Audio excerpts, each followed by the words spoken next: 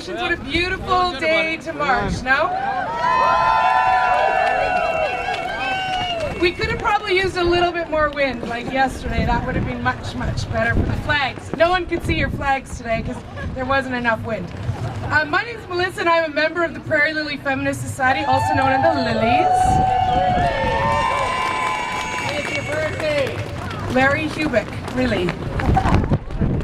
On behalf of all of you incredible, incredible Lilies, I'd like to say a huge thanks to everyone for coming out today and joining us for our march and our celebration. A special shout out goes to the people who've traveled here from Moose Jaw. Anyone from Moose Jaw? From Swift Current? Yeah! Wanda. From Saskatoon? Yeah! From Prince Albert? Yeah! Melfort? And Humboldt? Oh, Weyburn! Weyburn! And anybody else I missed? And let's give a shout out to the Lilies who are stranded in Yorkton. Right, and all of southern Saskatchewan. Okay, and our last shout out is to those who can't be here today because they're working their butts off to elect candidates in tomorrow's federal election. Yeah! So we have a very short program for you and then we're going to head over to the lawn for a special performance by the local onlys. Yeah! If you're not cheering now, you will be after you hear them play. They're fantastic. And there's food there and there's fun there. And there's also a chance to win an iPad if you find Car's car. Oh, an iPad too. I don't know the difference between. It's silver. Her car's silver. It's a Ford Windstar. You can enter to win at the Ford Silver Windstar an iPad 2. Yeah. But it's brand new too. It's not used. Brand spanking new. The Lilies would like to give their heartfelt gratitude to the organizations who sponsor today's activities, and without them this cannot be possible. The Saskatchewan Government and General Employees Union, the Saskatchewan Federation of Labour, the Regina District Labour Council, the Canadian Union of Public Employees Saskatchewan, the Saskatchewan Provincial Building and Construction Trades Council, the Service Employees International Union West, the Canadian Labour Congress, the Carpenters Union, the Communication, Energy and Paper Workers Union, and Save Our Saskatchewan Crowns. Thank you very much for your solidarity. So without further ado, I would like to present your first Lily that you get to hear from today. Please help me introduce or welcome Jennifer Britton, board member of the Lilies, to say a few words.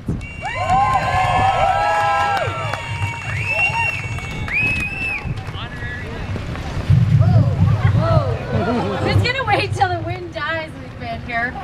Just kidding, it's not gonna die. It's been like this since 9 o'clock this morning when we got here. But thank you so much for that introduction. I'm Jennifer Britton, board member on the Prairie Lily Feminist Society and coordinator for the Save Our Saskatchewan Crowns campaign here in Saskatchewan. Thank you. I hope everybody enjoyed the march. It was awesome and it's so good to see everybody out today. It's a little bit cold. So I'm going to start off and try to keep my comments pretty brief, which for any of you who have heard me speak is difficult at the best of times. But I want everybody to take a minute today and think about when you woke up this morning and you had power and you had natural gas heating your home and you had water that you showered in and you turned your stove on probably and made breakfast before you came, or maybe lunch. And then you were driving down the street in your car that's insured. This is our water, it's our power, it's our electricity, it's our insurance. When floods happen or crops fail, it's our crop insurance. When you get sick and you have to go to the hospital or you go to visit an elderly parent in a nursing home, it's our health care. And That's because of us, every one of us that's here today, and every single person in the province. And the list goes on and on and on. Saskatchewan is a place that is full of crown corporations and public services, and it's the foundation that this province was built on. And it's possible by tens of thousands of unionized workers that go to work every single day for every single one of us.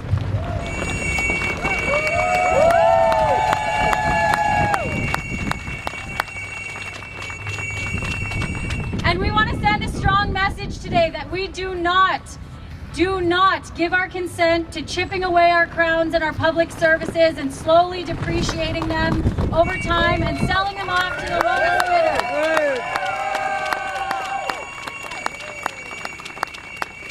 We do not give our consent for imposing arbitrary cuts to our public services.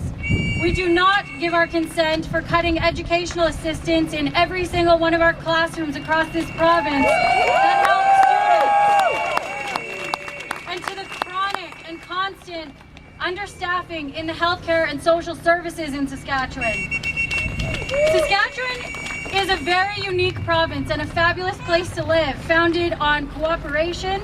And we need to beat back and fight back against the forces that are trying to deteriorate this province and deteriorate the things that we have come to love and enjoy and set us apart from everywhere else in Canada and in the US and around the world for that matter. And it includes protecting our natural resources and getting a fair return for them. It's our responsibility to be good stewards of the land and develop them in sustainable ways and to share their returns in a way that benefits every single person in Saskatchewan. With those assets, we can have strong public Medicare, access to public education, and affordable childcare. So once again, I want to thank everyone for being here today. Join us over there. We have some great SOS stuff to hand out, and please join the tailgate party. There's lots of great information and freebies. Thank you.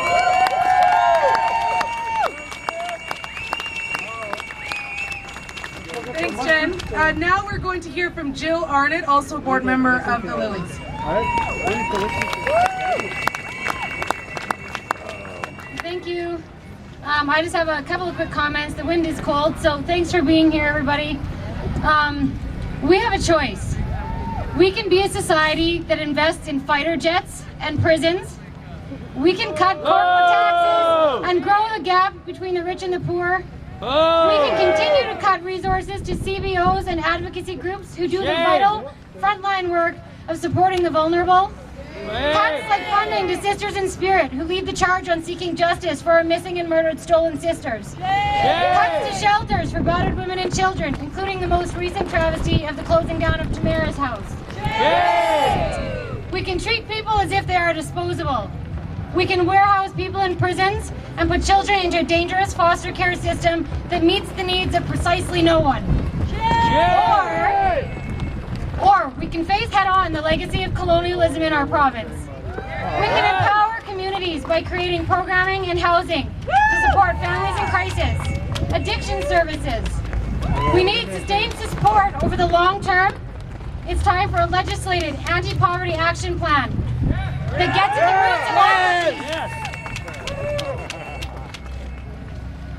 It's time for the restoration and increase in funding to grassroots organizations that work on the ground. Dare I say, Planned Parenthood? Hello, Brad Schultz, can you hear us now? We need a government that truly believes that positive change is possible. And we need to work together to build from the bottom up, from grassroots to build that society together as we're doing today. We have a choice.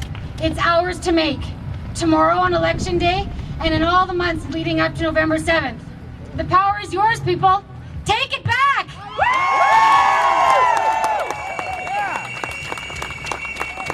Thanks, Jill.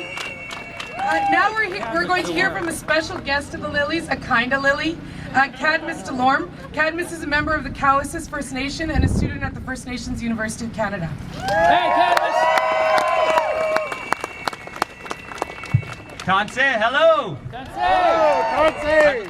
I'd like to acknowledge that we're standing on Treaty 4 territory. Signed in 1874. I'm so glad to be here today.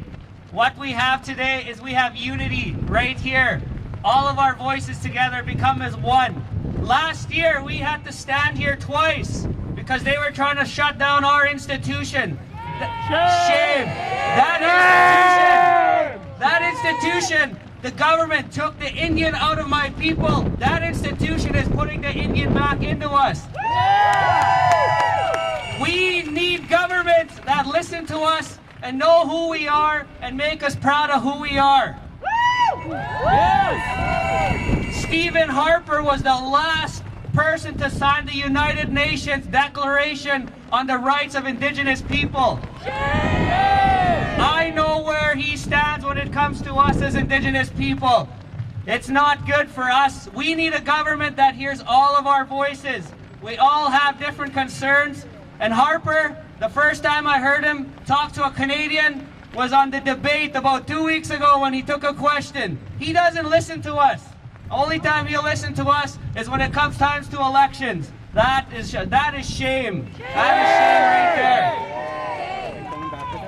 Right now, my people are flooding. Right now, my nations, they're living in hotels. They don't even have power this morning because of the snowstorm.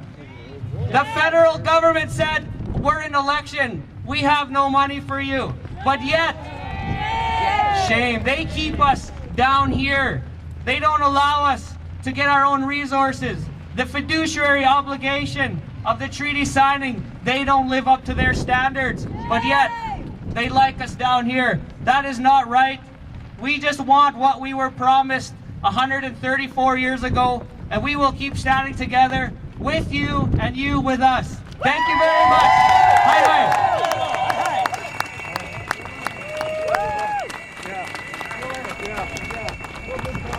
Thanks, Cadmus. Now we're going to hear from Cara Banks, a board member of the Lilies.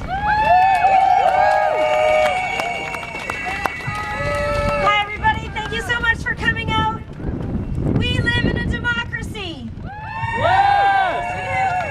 But democracy has never worked and will never work with just the single act of electing representatives.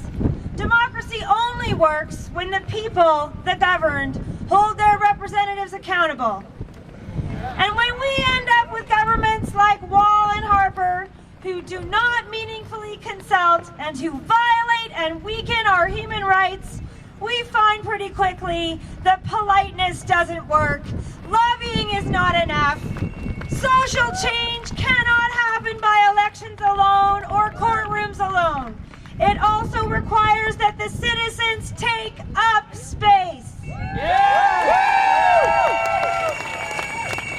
That they engage in direct actions of every shape and size.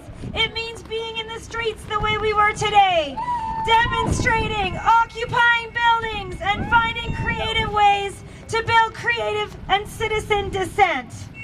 Just ask the people in Egypt, Libya, Wisconsin, all over the world, where citizens and workers are rising up for democracy and for human rights. We stand with you today.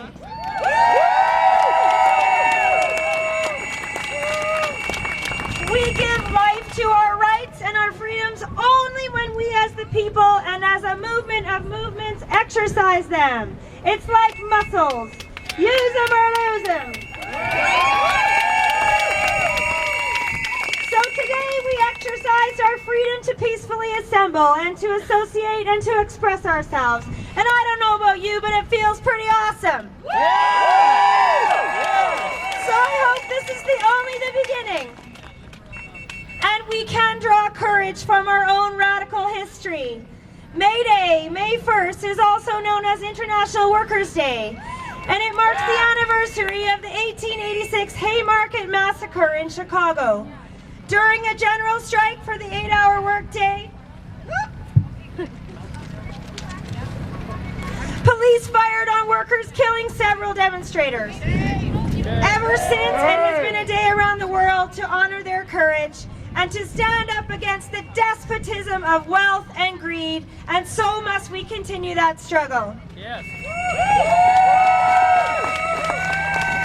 So, in doing that, let's join the thousands thousands of workers in Saskatchewan who right now are in a strike position, including the Canadian Union of Postal Workers, the Health Sciences Association of Saskatchewan, the Saskatchewan Government and General Employees members at SIAS, the Saskatchewan Teachers Federation, and the retail wholesale department store unions who work at Safeway province-wide. And I believe there are more unions behind you. When you are on the line, the Lilies will be there in support, and we encourage everyone here to be there in solidarity on those picket lines. I'd like to draw your attention to this wall, which a number of Lilies and their supporters have painted and put together. We call it our wall of shame. It names a number of the issues that have happened both federally and provincially that we should be ashamed of, that we have felt from the Wall government and the Harper government, and it's only a beginning. That wall could have been triple the size. So we invite you to take a look at it. But what we also kind of thought was that on May Day, maybe the wall must fall.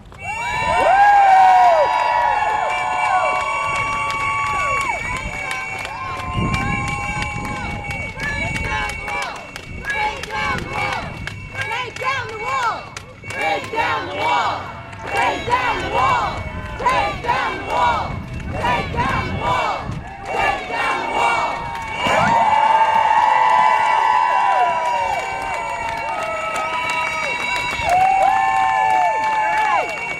And as you can see, we also created a banner to show what it is that we stand for. So we invite you to have a look at both of those things. We have sidewalk chalk on the steps too. If you'd like to leave a message behind for the people who come to work tomorrow about some of the issues that you want to see dealt with, you're welcome to leave a message. And thank you very much for coming.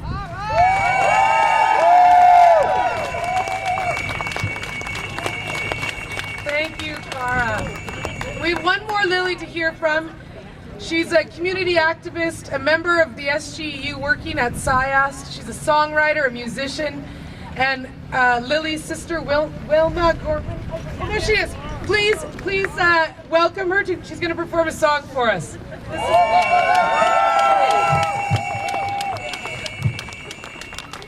Thank you. Once upon a time, I was young enough to actually be able to memorize lyrics. That day is gone. This is a Steve Earle song. You're welcome to sing along in the parts that make sense to you. I was walking down the street in the town where I was born. I was moving to a beat that I'd never felt before. So I opened up my eyes, I saw it written across the sky, and I took a look around. The revolution starts now. Yeah, the revolution starts now.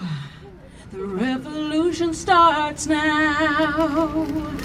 When you rise above your fear and tear the walls around you down, the revolution starts here.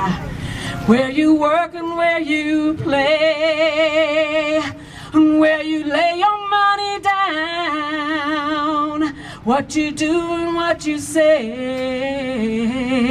the revolution starts now. Yeah, the revolution starts now. Yeah.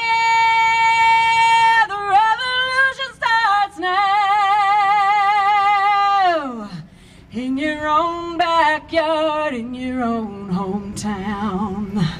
So what are you doing just a standing around? Just follow your heart, the revolution starts now. I know we're cold. I'm cold. So maybe it would help if we did a little bit of kind of almost like jumping jacks, okay? Last night I had a dream that the world had turned around and all our hopes had come to be, and the people gathered around. They all brought what they could bring, yeah, and nobody went without. And we all learned to sing a song, yeah. The revolution starts now, yeah.